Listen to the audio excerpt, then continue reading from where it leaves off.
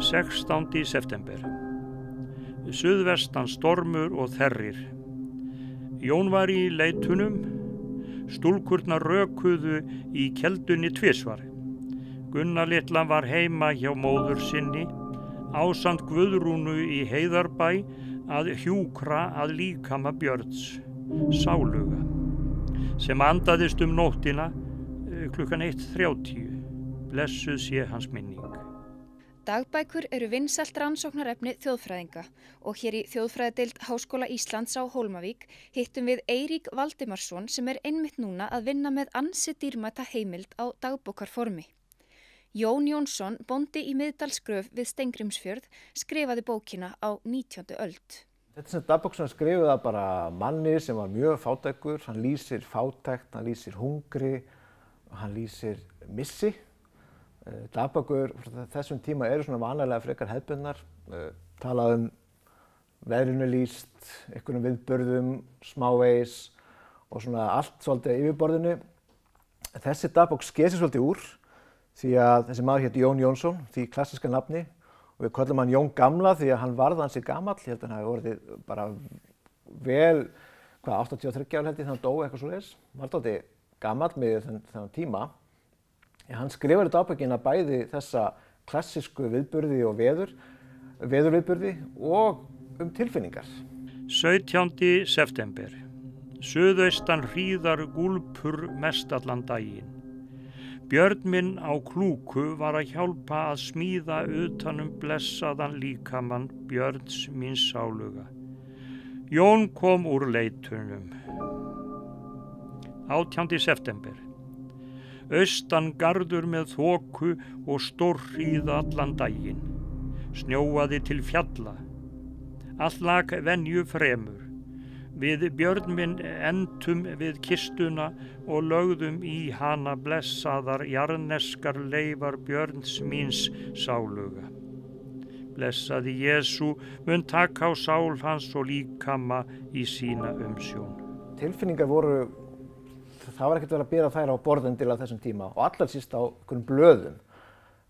En hann missi konuna sína og missi börn, sem þótti nú bara frekar algengt. Venjulega var ekkert skrifað mikið það, bara það gerðist og svo varstu farin að smala daginn eftir eða eitthvað slíkt. Já. En þarna rauninni lýsir hann sorginni við að missa barn.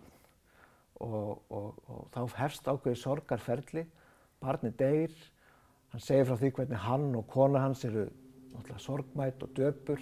19. september. Austnorðan þétt úrfelli öðru hverju. Við Jón gjörðum við alla klafana. Annars vorum við foreldrar þess sást saknaða, ástvinar, sinnu litlir. 20. september. Austnorðan, úrfellis minni, snjóaði til fjalla, leituðu eftir leit, ekkert var átt við hey. Við hjónin angháð og sinnu lítil. Og svo í 1 ár og eftir skrifar hann nánast vikulega konu sína sem þá bara svo harmþrungin. Hann segir frá, hann notar sem mörg lýsingarorð sem mjög áhugavert. Og segir frá því hvernig bara líf hennar bara í rúst og hvernig hann fer og leitar lækninga við sorginni, fer til dæmis og fær lækni til að koma og taka blóð úr henni sem átti að hjálpa henni að losna við sorgina og margt svona. Og þetta alveg nýtt. Svona sjáum við ekkert í gömlum dagbókum, allra síst frá þessum tíma, svona 1850, 60, 70. 21. september. Við sömu átt, með smá skúrum og í afláti. Var ei átt við hey, ætlaði Jón að leita en varð ei af. Blessaði vinnurinn var enn hjá okkur kistulagður. 22. september. Blíðviðri og sólskin. Fórum við öll til legstaðarins okkar sásaknaða yndislega ástvin.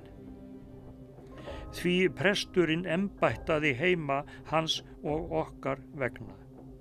Við foreldrar hans berum sáran og sætan harm í brjósti eftir hann, því hann var mjög ástúðlegur.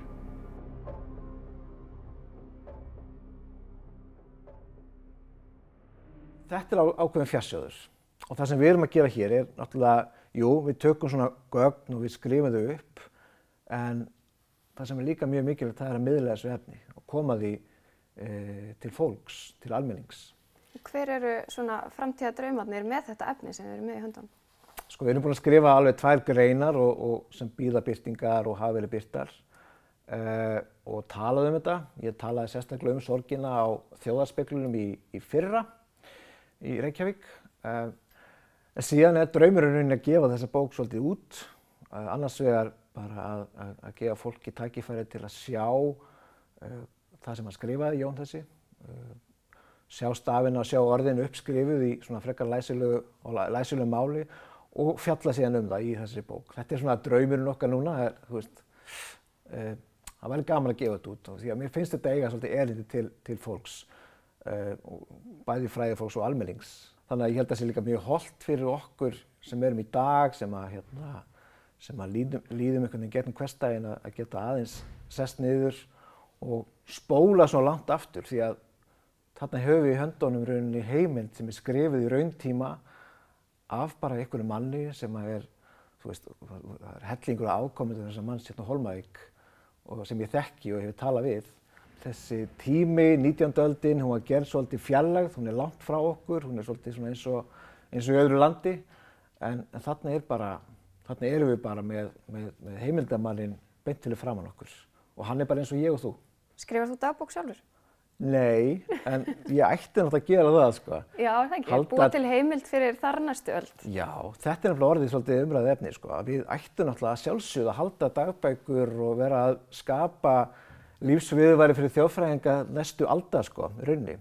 En það stendur þetta til hjá okkur, hjá Rannsóknarsetrinu, að vera með svona dagbókardag, hvetja fólk á allavega ströndum og víðar ef fólk vill að halda dagbók eins og einn dag, safna þar af leiðandi heimildum þennan tiltekna dag, varðveita þessar heimildir, svo er þetta að rannsaka þennan dag síðan meir og þá vitum við óskaplega mikið hann.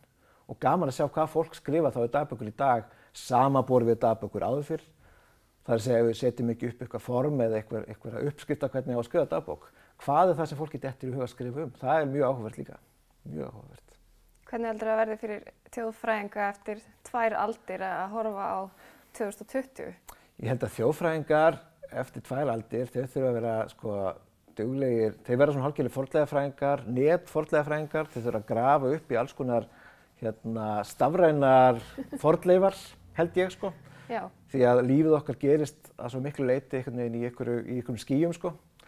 Þannig að það verður kannski kunst að finna þetta, já, þessar mikilvægu heimildir okkur sem verða dálítið í einhverjum skýjum á einhverjum Facebook fæstum sem eru einhvers staðar fljótandi í himinhvolfinu líka við sko. Já. Ég held að það verður kunstinn, en 2020 verður örugglega. Við erum að gefa út bók núna sem heitir 1918 sem var náttúrulega svaka ár með kuldum og harðindum og sjúkdómum. Já. Einhvern tímann verður að gefa út bók 2020, held ég. Sennilega.